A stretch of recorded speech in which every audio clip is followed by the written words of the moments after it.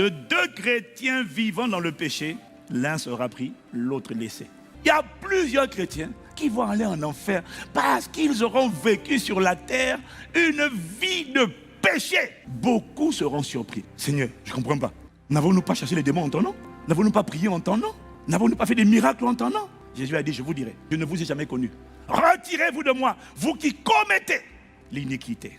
Pour te juger, Dieu ne regarde pas d'abord aux actes que tu as posés, Dieu regarde au cœur que tu as. Il observe quel est l'état de ton cœur lorsque tu es en lutte avec le péché, lorsque tu es en train d'être combattu par un péché. Quel est l'état de ton cœur lorsque tu es confronté à un péché? Est-ce que tu te bats de tout ton cœur pour t'en débarrasser, même si tu n'arrives pas à t'en débarrasser? Ou est-ce que tu te complais dedans et que tu nages à l'intérieur? C'est ça que lui, il regarde. Et c'est là qu'il m'a dit qu'il y a deux catégories de chrétiens qui vivent dans le péché. Il m'a dit, il y a ceux qui tombent dans le péché et il y a ceux qui pratiquent le péché.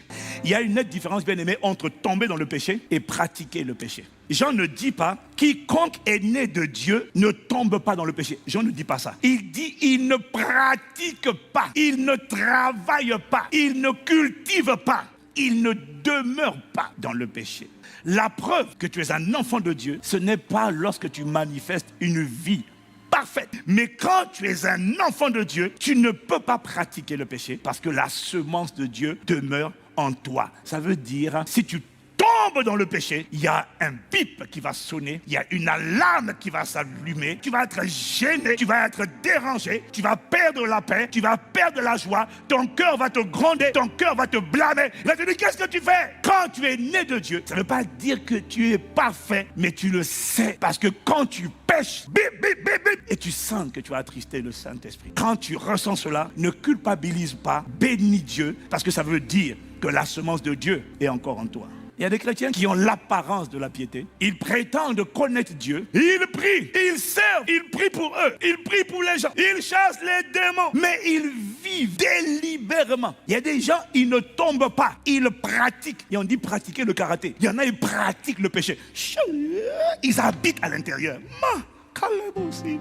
Eux, ils ne tombent pas, ils demeurent. Quand ils pêchent, il n'y a pas de sonnette d'alarme. Quand ils tombent dans la fornication, dans l'adultère, dans l'homosexualité, dans la colère, dans le mensonge, l'escroquerie en bonne organisée, il y en a, leur cœur ne les condamne pas. Ils sont détendus, ils sont souriants, ils sont relax, ils ne se sentent pas convaincus de péché, ils se sentent totalement tranquilles, ils ne ressentent aucune misère. Ils sont persuadés que dès lors qu'ils ont reçu Jésus comme Seigneur et Sauveur en 1950 et qu'ils donnent leur offrande, peut-être même leur dîme et qu'ils servent à l'église, tout va bien. J'ai reçu Jésus déjà depuis 1950, tout va bien, ça va. On n'est pas en train de parler des incroyants, on est en train de parler des gens qui sont assis à côté de toi chaque dimanche. Paul décrit le comportement de ce genre de personnes. Ça ne date pas d'aujourd'hui. C'est un esprit de rébellion contre la parole de Dieu. Ils affirment connaître Dieu, mais leurs actions prouvent le contraire. Parce que la foi sans les œuvres, sans les actes, est vaine, elle est morte. Ils sont détestables, rebelles. Quand Dieu parle, ils disent non, et incapables d'aucune bonne œuvre ou bonne action. Jésus avait déjà averti avant ça. Il avait dit que pendant que les hommes dormaient, l'ennemi vint et il sema l'ivraie parmi le blé. Alors l'Esprit m'a dit qu'il y a des chrétiens ivraies parmi les chrétiens blé dans le champ de Dieu, qui prient, qui chantent, qui dansent, qui servent Dieu, qui participent aux activités de l'église, qui sont même responsables. Ils peuvent même s'appeler apôtres, pasteurs, bishops, tout ce que tu veux. Il y a des chrétiens infiltrés comme ça dans l'église, mais qui vivent délibérément dans le péché. Ils ne ressentent aucune misère. David encore a dit, lorsqu'il était convaincu de péché, « Oh Dieu, crée en moi un cœur pur. Oh Dieu, crée en moi un cœur pur,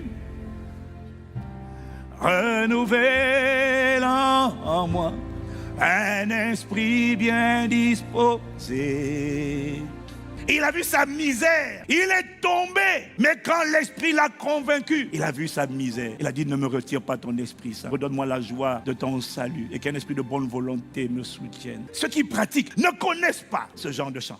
Quand il le chante, c'est pour sortir un CD, c'est pour faire un live, c'est pour se filmer et pour montrer qu'il est en train de prier. Et quand c'est un pasteur, tu vois l'homme de Dieu en train de prier. Hypocrisie. Il ne se sent pas abattu par la misère du péché. Il est à l'aise. Parce qu'il est convaincu que de toutes les manières, il est sauvé.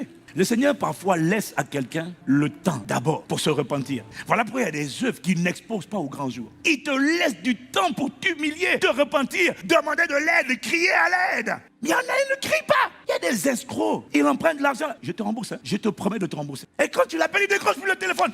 Escroc. C'est ce que Paul appelle ici là. Ravisseur, idolâtre, cupide, critiqueur. Il insulte l'autorité. Aucune conviction de péché.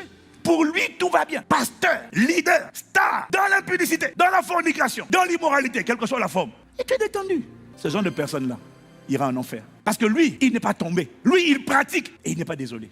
Paul dit, maintenant ce que je vous ai écrit, c'est de ne pas avoir de relation avec quelqu'un qui se nomme frère, mais aussi sœur, est impudique, ou cupide, ou idolâtre, ou outrageux, ou ivrogne, de ne même pas manger avec un tel homme.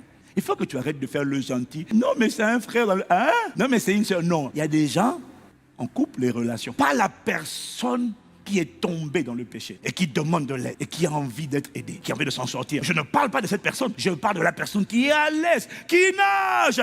David avait Saül à portée de main. Il aurait pu le tuer parce que Saül voulait le tuer. Mais quand il s'est approché de Saül, évidemment, il dit, moi je ne peux pas porter la main contre, loin de l'Éternel. Il est loin, c'est l'autorité que Dieu a établie. Je ne peux pas l'attaquer. Il avait le cœur de Dieu parce que le cœur de Dieu est un cœur qui jamais attaque l'autorité, parce que c'est le péché de Satan qui a voulu se rébeller contre Dieu. Même quand il a coupé une partie de son vêtement, le cœur, oh béni soit Dieu pour ce genre de cœur. Tu parles mal de l'autorité, à l'instant même tu sens le Saint-Esprit te gronder. On ne parle pas, on ne touche pas à mon oin. Quand tu pratiques le péché et que ça ne te fait rien, c'est pas que tu n'as pas péché, c'est juste que ton cœur s'est endurci et ta conscience s'est flétrie parce que tu es séduit par des faux raisonnements et que tu crois que parce que tu as accepté, tu as cru en Jésus il y a plusieurs années, mais tu n'as pas compris que c'est pas tout de croire. Encore faut-il croire et persévérer. Comment tu peux me dire, moi j'ai un copain, mais alors quand on s'embrasse, hein, on n'est pas mariés, mais alors on se caresse, on s'embrasse, mais comme pas possible. Et toi, tu as la paix. Ça ne te gêne pas. Et tu es souriante. Comment ça va? Oh, super bien. L'enfer te dit, je t'attends. La pratique du péché, c'est ce qui t'emmène à ce qu'on appelle l'iniquité. C'est quoi l'iniquité? C'est la transgression ou le mépris volontaire des lois de Dieu. Dieu dit, oh non. Toi, tu dis non, je méprise. Dieu dit, Sam. Ah non, non, non. Moi, on m'appelle Picsou 2. Non, pas Picsou 2. Picsou Junior. Wow. Je ma copine, on couche, le jour où on voudra se marier, on se mariera. Mais le dimanche, je vais à l'église. Hein. Ouvre les yeux de mon cœur, Père. Ouvre les yeux de mon cœur. Je désire l'insouciance. Dieu préfère ce Samaritain qui lui dit, aie pitié de moi, je suis qu'un pauvre pécheur. Mais non, toi tu ressembles aux pharisiens. Je te rends grâce, je suis un bon juif, je jeûne 2 fois par jour, je donne mes dîmes et mes offrandes. Oh, gloire te soit rendue. Dieu, tu es bon. Dieu, tu es bon et ta gloire envers nous durera jamais. Bien aimé, il y a des chrétiens qui iront en enfer. Quel que soit ton titre et ce que tu auras fait, tu iras en enfer. Et ce qui m'attriste le plus, c'est de voir le nombre de pasteurs, le nombre de conducteurs qui sont dans ce cas. Tu ne sais pas que tu es séduit. Satan te ment. Parce que tu entends des voix qui te disent, il n'y a rien à craindre. Tu as accepté Jésus? Continue. Non. Tes actes prouvent que tu l'as renié. Repends-toi. L'enfer a été préparé pour les démons, mais pas pour toi. Les démons vont te tabasser. Je t'en supplie. Toi, repends-toi.